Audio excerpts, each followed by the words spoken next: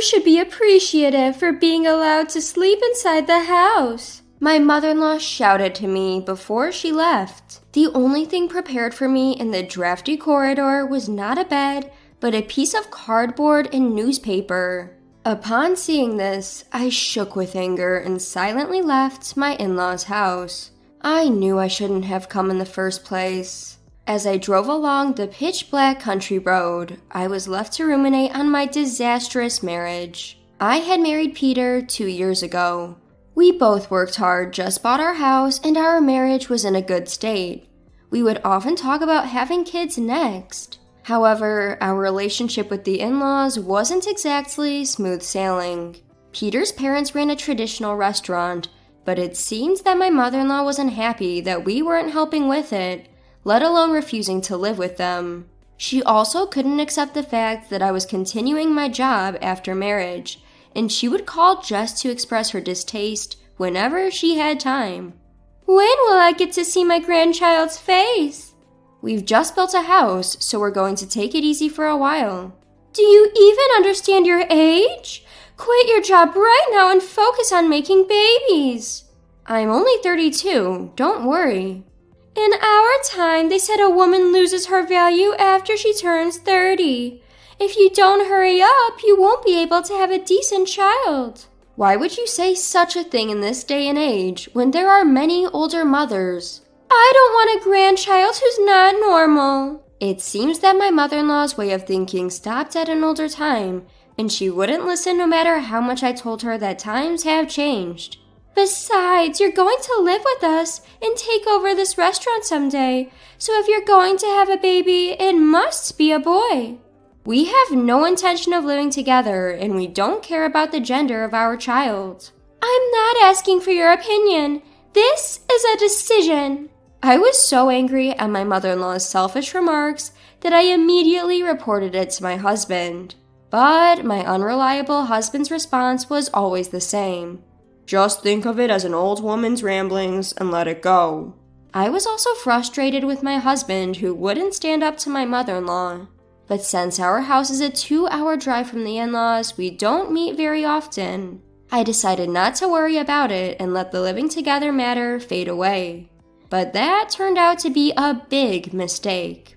One day, my husband decided to go to his parents' house for the weekend without asking me. It's not a holiday, so why the sudden rush? "My mom insists on it. It's a done deal, so can you please get ready?" said my husband. A sinking feeling settled in my gut, but looking at Peter's apologetic face, I couldn't bring myself to say no. "There's a place near my childhood home where beautiful flowers bloom. Let's go see them together. You should bring your grandpa's old camera with you." All right. I could tell that Peter was trying to be considerate. It gave me a small measure of comfort. However, as the weekend arrived, my foreboding proved to be completely accurate. "First, we're going to start with weeding the garden." "What?" "Stop staring into space and start moving," she scolded, grabbing my luggage at the entrance as soon as we arrived. "Wait a minute, why do I have to do this?" "It's for your training, to make you a proper daughter-in-law. If you don't listen, I'll soak your bags in the bathtub." "Wait a minute! My grandfather's old SLR camera was in that bag." Peter had disappeared into the depths of the house, and there was no one to help me. To protect the camera, I had no choice but to comply with my mother-in-law's demands. "I've been driving all the way here and I'm tired. Can't I rest a bit?" "Just arrived and already trying to slack off? What an impertinent daughter-in-law you are. You need to learn your place. Now, get to work." That marks the beginning of a literal day from hell. After weeding, she handed me a mountain of laundry that seemed to accumulate over days. "There's a beautiful creek nearby. Go wash these there." "Wait, don't we have a washing machine?" "We do, but I'm not going to let you use it. Do it properly with this washboard." She tossed me the washboard, which I picked up with a sigh.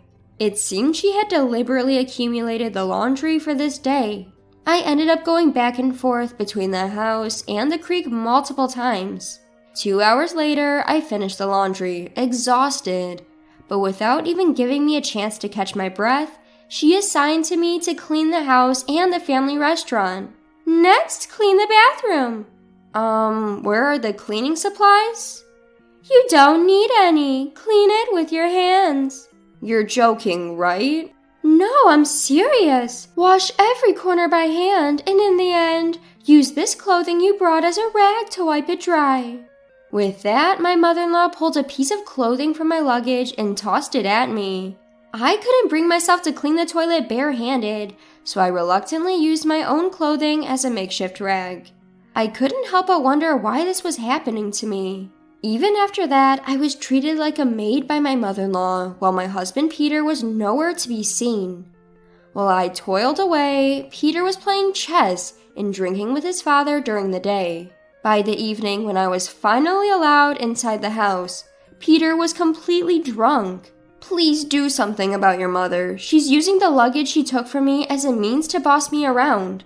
I know. I told her that your precious camera is in the luggage, so if she took it, she could get you to do as she says. What? I've always been bothered by your attitude.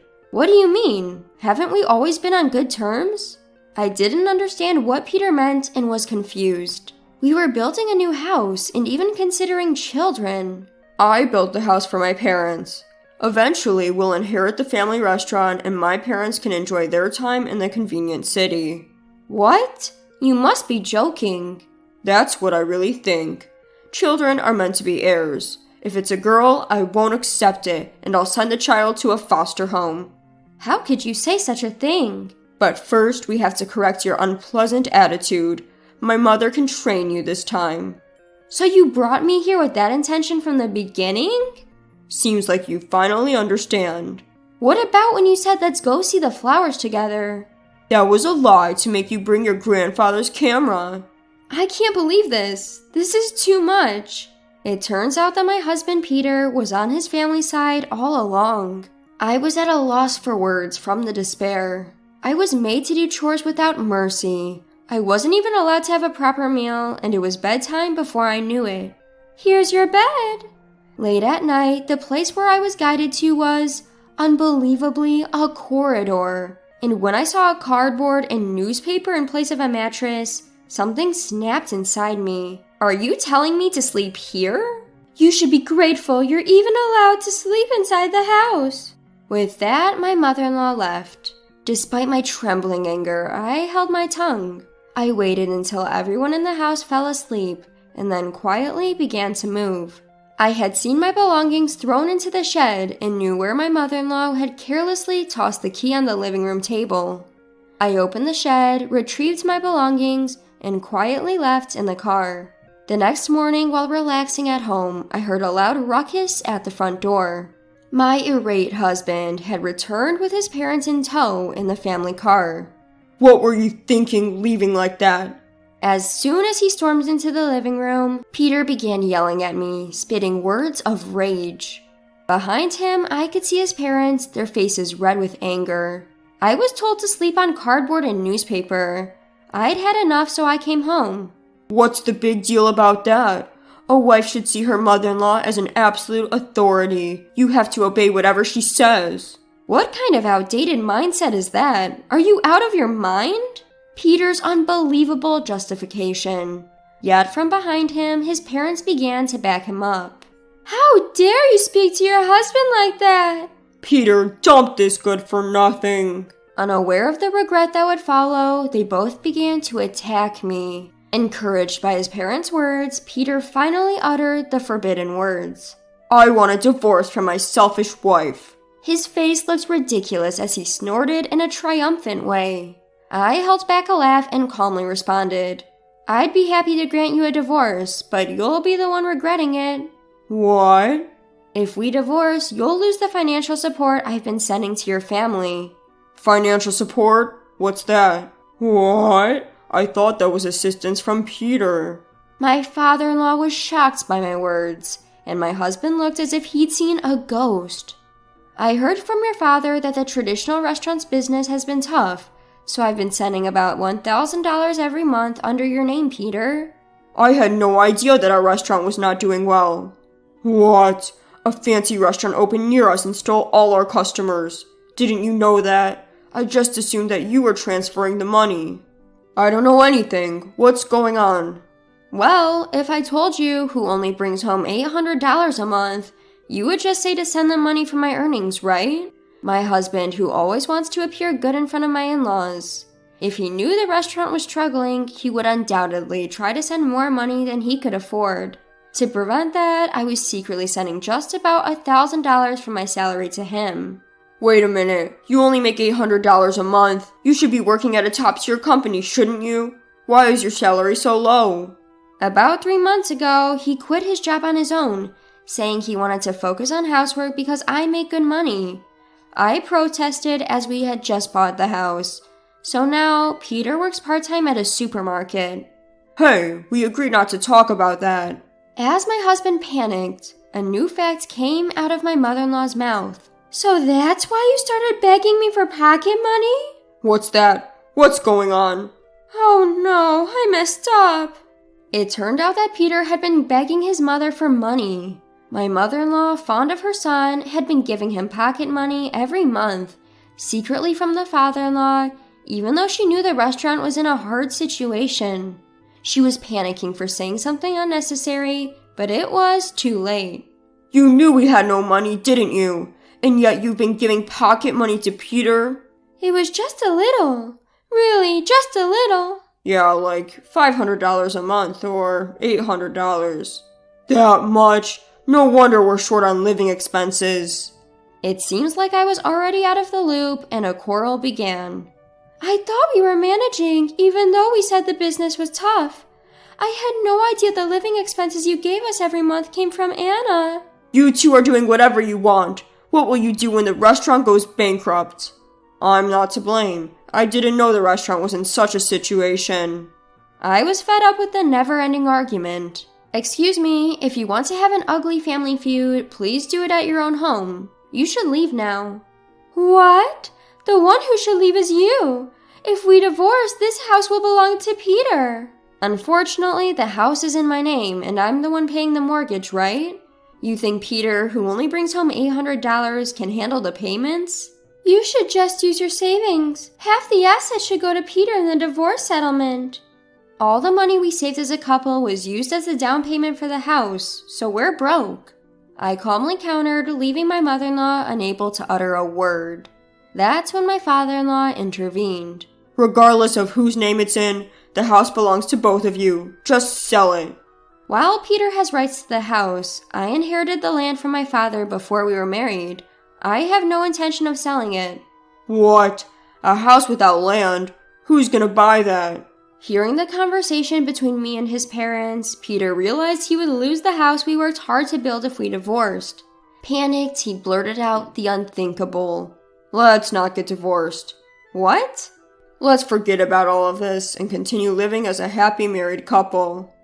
What kind of nonsense is that? After you and your mom ganged up on me and put me through hell, you think we can just let bygones be bygones? I won't sign the divorce papers. Then I'll take you to court if I have to. I don't intend to let you step foot in this house again. Don't say that. We fell in love and got married, remember? You betrayed me and did the unthinkable, remember? There's no way I can continue being married to someone like that. Realizing his pleas were falling on deaf ears, Peter mumbled, I can't believe this. Enjoy your fall from grace as a happy family then. Please don't abandon me. With a pathetic look on his face, Peter clung to me in a last-ditch effort. His parents even fell to their knees, but I showed no mercy and kicked all three of them out of the house. After that, I immediately hired a lawyer to divorce Peter, ensuring the house and all assets remained mine with no property division. We agreed that he would not contact me at all, effectively severing all ties with him and his family. I heard that without my financial support, Peter's family was forced to close their restaurant.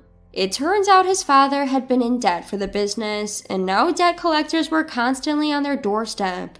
Peter now spends his days working construction and his nights at a convenience store to make repayments. His father has taken a part-time job at a diner, and his mother has started doing piecework. I heard they're barely scraping by.